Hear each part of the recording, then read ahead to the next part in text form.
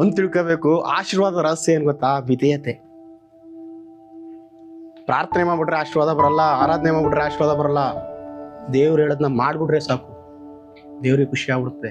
ದೇವ್ರು ಎದ್ದು ನಿಂತ್ಬಿಡ್ತಾರೆ ನಮ್ಮ ಲೈಫಲ್ಲಿ. ದೇವ್ರು ಎದ್ದು ನಿಂತ್ರೆ ಏನಾಗುತ್ತೆ ಗೊತ್ತಾ? ಕೀರ್ತನೆಗಳು ಓದಿದ್ರಾ? ಯೆಹೋವನು ಎದ್ದು ನಿಂತಾಗ ವೈರಿಗಳು ಚದುರಿ ಓಡಿ ಹೋಗೋರು ಅಂತ. ಅರ್ಥ ಆಗ್ತಿಯಲ್ಲ? ದೇವ್ರು ನಮ್ಮ ಲೈಫಲ್ಲಿ ಕುಂತವ್ರ ನಿಂತವ್ರ?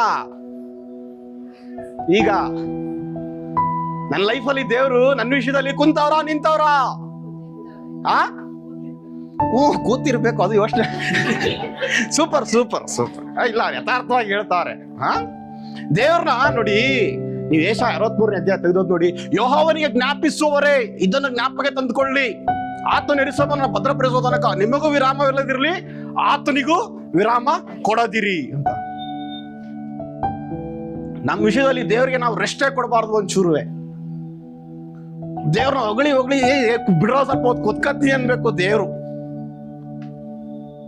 ದೇವ್ರನ್ನ ಖುಷಿ ಪಡಿಸ್ತಾ ಇದ್ರೆ ಎದ್ದಿತ್ಕೊಂಡ್ಬಿಡ್ತಾರೆ ದೇವ್ರು. ನೀವು ಅಪೊಸ್ತಲ ಕೃತ್ಯಗಳು 7ನೇ ಅಧ್ಯಾಯ ಮನೇಲಿ ಓದ್ಕೊಳ್ಳಿ. ಸ್ಟೀಫನ್ ಅಂತ ಒಬ್ಬ ಇದ್ದಾನೆ, ಸ್ಟೇಫನ್ ಅಂತ ಹೇಳ್ತಾರೆ. ಅವನ್ನ ಕಲ್ ತಗೊಂಡು ಹೊಡಿಯಕ್ ಹೋಗ್ತಾ ಇದಾರೆ. 55ನೇ ವಾಕ್ಯದಲ್ಲಿ ಹೇಳ್ತಾನೆ ಅವನು, ಈಗ ಪರಲೋಕ ತೆರೆದಿರುವುದನ್ನ, ದೇವರ ಬಲಗಡೆಯಲ್ಲಿ ಮನುಷ್ಯ ಕುಮಾರನು ಎದ್ದು ನಿಂತಿರೋದನ್ನ ನೋಡಿದ್ದೀನಿ ಅಂತ ಹೇಳ್ತಾನೆ. ಮಾರ್ಕಂಬರ ಸುವಾರ್ತೆ 16ನೇ ಅಧ್ಯಾಯದಲ್ಲಿ ಯೇಸು ಸ್ವಾಮಿ ಇಲ್ಲಿಂದ ಪರಲೋಕ ಹೋದ್ಮೇಲೆ ತಂದೆ ಬಲಭಾಗದಲ್ಲಿ ಹೋಗಿ ಕುಳಿತುಕೊಂಡ್ರು ಅಂತಿದೆ. ಆದ್ರೆ ಇವನ್ ಹೇಳ್ತಾನೆ ಯೇಸು ಸ್ವಾಮಿ ಎದ್ದಿತ್ಕತಾವ್ರೆ ಅಂತ. ಅಲ್ಲಿ ಏನ್ ನಡೀತಾ ಇದೆ ಗೊತ್ತಾ? ಈ ಟಿವಿಯಲ್ಲಿ ಈ ಸೂಪರ್ ಸಿಂಗರ್ಸ್ ಮತ್ತೊಂದು ಸಿಂಗರ್ಸ್ ಏನೋ ಒಂದು ಸಿಂಗರ್ಸ್ ಬರ್ತದೆ. ಯಾರ ಸೂಪರ್ ಆಗಿ ಆಡ್ಬಿಟ್ರೆ ಜಡ್ಜ್ಗಳು ಏನ್ ಮಾಡ್ತಾರೆ? ಎದ್ನಿ ಚಪ್ಪಾಳೆ ಹೊಡಿತಾರಲ್ವಾ, ಕುತ್ಕೊಂಡ್ ಚಪ್ಪಾಳೆ ಹೊಡಿತಾರ. ಚೆನ್ನಾಗ್ ಆಡ್ದ ಹಂಗ ಸೂಪರ್ ಅಂತ ಎದ್ನಿಂತಲ್ಲ ಚಪ್ಪಾಳೆ ಹೊಡಿತಾರಲ್ವಾ. ಅಲ್ಲಿ ಯೇಸು ಸ್ವಾಮಿ ಎದ್ದಿತ್ಕೊಳ್ತಿರೋದು ಚಪ್ಪಾಳೆ ಹೊಡಿಯಕ್ಕೆ ಸ್ಟೀಫನ್ಗೋಸ್ಕರ. ಏನಕ್ಕೆ ಅಂತ ಹೇಳಿದ್ರೆ, ಏಸಪ್ಪ ಮಾಡಿದ್ನೇ ಇವನು ಮಾಡಕ್ ಹೋಗ್ತಾ ಇದ್ದಾನೆ. ಅವನೇನ್ ಮಾಡ್ತಾ ಇದ್ದಾನೆ ಗೊತ್ತಾ?